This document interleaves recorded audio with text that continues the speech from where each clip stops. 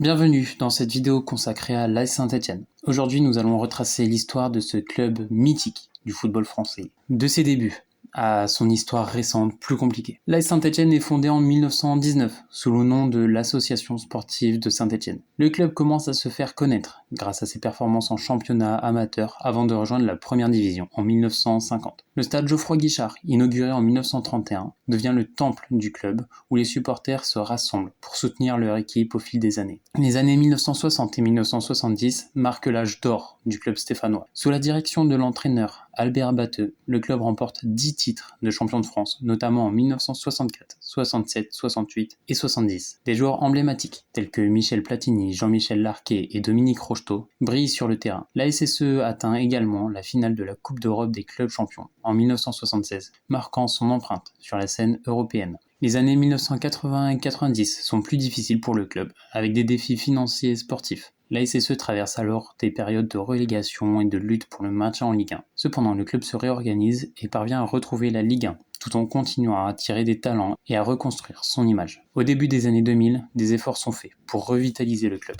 Les années 2010 marquent un nouveau départ pour le club stéphanois. La SSE retrouve une certaine stabilité avec des performances solides en Ligue 1 et remporte la Coupe de la Ligue en 2013. Cette victoire est un moment clé qui célèbre le retour du club au sommet. Avec des recrues notables et des performances solides, la SSE se prépare pour affronter les géants du football français tout en continuant à bâtir son avenir. Ces dernières années, l'AS Saint-Étienne fait face à des défis importants, notamment des difficultés financières et des changements dans la direction. La lutte pour le maintien en Ligue 1 est intense, mais le club continue de se battre pour retrouver son ancien éclat. Malgré une relégation récente, les supporters restent fidèles et passionnés, soutenant le club dans ses efforts pour se stabiliser et retrouver les sommets. Le club travaille sur des projets de reconstruction et de stratégie pour assurer un avenir prospère à ses supporters, reconnus comme un des meilleurs publics de France.